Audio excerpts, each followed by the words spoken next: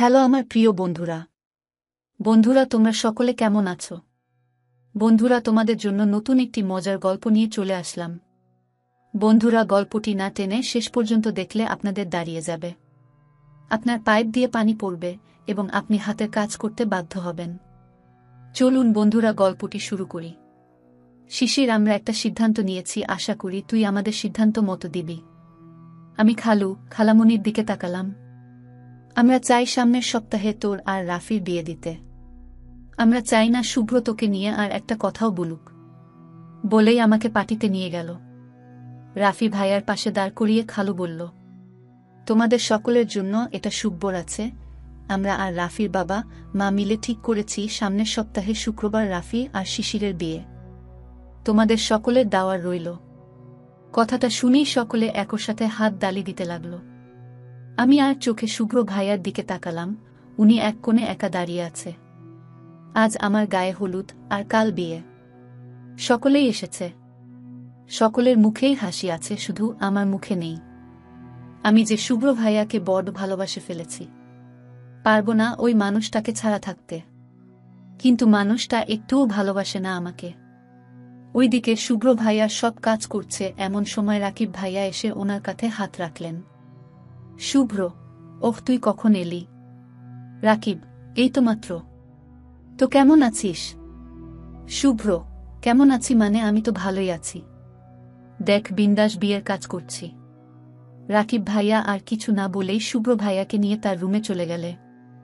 রাকিব, কেন করছিস এমন? তুই কি বুঝতে পারছিস না তুই জীবনের কি হারাতে বসেছিস? শুধুমাত্র তোর ভুলের জন্য আজ তোর ভালোবাসা অন্য কারো হচ্ছে। বুঝতে পারছিস তুই? শুভ্র। রাকিব, চুপ করে থাকিস না শুভ্র। তুই নিজেও জানিস শিশির তোকে কতটা ভালোবাসে, আর আমি নিজেও জানি তুই তোর থেকে বেশি শিশিরকে ভালোবাসিস, তাহলে কেন এমন পাগলামি করছিস? এবার আর শুভ্র ভাইয়া রাকিব ভাইয়াকে জড়িয়ে ধরে কান্না করে দিল। শুভ্র কান্না করতে করতে, বিশ্বাস কর রাকিব, আমি ওকে ছাড়া থাকতে পারবো না। আমি যে ওকে খুব ভালোবাসি। আমি জানি আমি ওর সাথে খারাপ ব্যবহার করি, কিন্তু বিলিভ মি, আমি ওকে নিজের চেয়েও বেশি ভালোবাসি। আমি যে অন্য সকলের মতো নিজের ভালোবাসা প্রকাশ করতে পারি না। আমি আজ বড় অসহায়, নিজেকে আজ খুব ছোট মনে হচ্ছে। আমি আর নিতে পারছি না রাকিব, বিলিভ মি, আমার দম বন্ধ হয়ে আসছে, নিঃশ্বাস নিতে কষ্ট হচ্ছে, মনে হচ্ছে আমার প্রাণ ভোমরাটা কেউ কেড়ে নিয়ে যাচ্ছে। রাকিব, দেখ, পাগলামি করিস না, ছেলেদের কান্না করতে নেই, জানিস না? আর তুই তো স্ট্রোক, তোকে তো আমি কখনো ভেঙে পড়তে দেখিনি, তাহলে আজ এমন করছিস? আমার কথা শোনো, তুই এখন গিয়ে শিশিরকে সব বলে দে। বলে দে যে তুই ওকে ভালোবাসিস। শুভ্র, আমি পারবো না, আমি পারবো না ওকে আটকাতে। রাকিব, ঠিক আছে, আমি শিশিরকে সব বলছি। উঠে আসতে নিলেই শুভ্র হাত ধরে আবার বসিয়ে দিল। রাকিব, কি হলো? হাতটা ছাড়। শুভ্র, নারে হতে দে বিয়ে।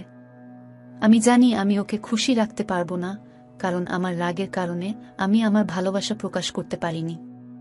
আমি জানি আমার এই রাগের কারণে আমার সাথে বিয়ে হলে ও সুখী হবে না। আমি যে আমার রাগটাকে কন্ট্রোল করতে পারি না।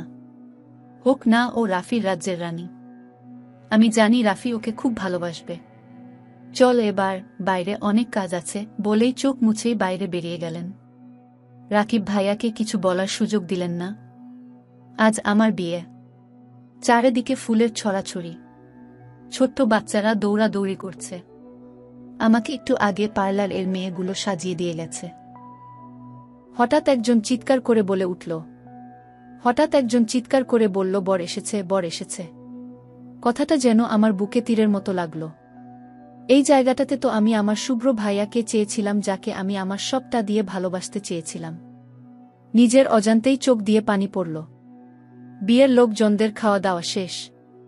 নিশি, শিশির, রাকিব ভাইয়া ফোন দিয়েছে, তোর সাথে 2 মিনিট কথা বলতে চাই। এই নে কথা বল। রাকিব, হ্যালো শিশির। শিশির, হুম ভাইয়া বলেন। রাকিব, দেখো, আমি জানি তুমি শুভ্রকে ভালোবাসো, তাহলে রাফিকে কেন বিয়ে করছো? শিশির, ভাইয়া, এক হাতে তালি বাজে না, আর না একতরফা ভালোবাসা হয়। আমি ওনাকে ভালোবাসি, কিন্তু উনি আমাকে একটুও ভালোবাসে না। বলেই কান্না করে দিলাম। রাকিব, কে বলেছে ও তোমাকে ভালোবাসে না? ও ওর দিকে একবার তাকিয়ে দেখো, ঠিক বুঝতে পারবে। পাগলটা তোমাকে নিজের চাইতেও বেশি ভালোবাসে, শুধু প্রকাশ করতে পারে না। জানো, একটু আগে ও কান্না করছিল, কারণ ও তোমাকে চিরদিনের জন্য হারিয়ে ফেলছে। কিন্তু ও তাও কিছুই বলছে না, কারণ ও চায় তুমি সুখে থাকো। দেখো, বড় ভাই হিসেবে একটা সাজেশন দিই, শুনবে কি না শুনবে এটা তোমার ব্যাপার। নিজেদের ভালোবাসাটাকে হারিয়ে যেতে দিও না। বলেই ফোনটা কেটে দিল। আমি শুধু কান্না করছি, কি করব কিছুই মাথায় আসছে না। এখন যে আমার হাতে কিছুই নেই, আর একটু পরেই আমি অন্য কারো কাজী এসেছে বিয়ে পড়াতে। আমাকে বারবার বলছে, বলো মাকবুল। আমি কিছুই বলতে পারছি না, সব কথা যেন গলাতে বেজে আছে। আজ নিজেকে সবচেয়ে বেশি অসহায় মনে হচ্ছে। আবার ও কাজী বলে উঠল, বলো মাকবুল। এবার আমি খুব জোরেই বলে উঠলাম, এই বিয়ে আমি করতে পারবো না। সকলে যেন আমার কথাই চমকে উঠল। খালু আমার কাছে এসে বলল, কি বলছিস তুই এইসব, মাথা ঠিক আছে তোর? আমি খালুর দিকে একবার তাকিয়ে শুভ্র ভাইয়ার দিকে হাঁটা ধরলাম। সকলে অবাক চোখে আমাকে দেখছে। শুভ্র ভাইয়ার কাছে গিয়ে নিজের সব শক্তি দিয়ে তাকে খুব জোরে একটা থাপ্পড় মারলাম। সকলে যেন এবার আরও অবাক হল। এবার সকলের সামনেই শুভ্র ভাইয়াকে জড়িয়ে ধরে কান্না করতে করতে বললাম, এতই যখন ভালোবাসো তাহলে অন্য কারো হাতে তুলে দিচ্ছেন কেন? আমি কি খুব পচা যে আমাকে এই বুকটাতে আগলে রাখতে পারছেন না? শুভ্র ভাইয়া ও কিছু বুঝতে পারছে, হঠাৎ এমন হওয়ায় উনিও কিছু বলতে পারছে না। আমি আবার ও বলতে শুরু করলাম, ভাইয়া তুমি আমাকে ছাড়া থাকতে পারলেও আমি যে থাকতে পারবো না। তিলে তিলে শেষ হয়ে যাব। তার থেকে তুমি নিজেই আমাকে শেষ করে দাও। এখানে এইসব কি হচ্ছে? রাফি ভাইয়ার বাবা, আমরা কি এখানে সিনেমা দেখতে এসেছি? রাফি ভাইয়া কিছু না বলে আমাদের কাছে এসে শুভ্র ভাইয়াকে বলল, শুভ্র তুই কি শিশির কি ভালোবাসিস? শুভ্র ভাইয়া কিছুই বলল না, শুধু মাথাটা নিচু করে রইল। বাসর ঘরে বসে আছি আমি। এই রাতটা নিয়ে অনেকর নাকি অনেক স্বপ্ন থাকে। আমারও আছে, জানি না পূরণ হবে কি না। যে ঝড় আমাকে বাহ্যিকভাবে ছুতে পারেনি, সেই ঝড় আমি লুকিয়ে রেখেছি হৃদয়ের গভীরে। যার প্রতি আর ফিরেও তাকাইনি, সে রয়ে গেছে আমার অবচেতন মনের অলিগলিতে, এক অনুচ্চারিত পিছুটান হয়ে। প্রতিদিন তার অস্তিত্ব অস্বীকার করেছি, তবুও সে লুকিয়েছিল।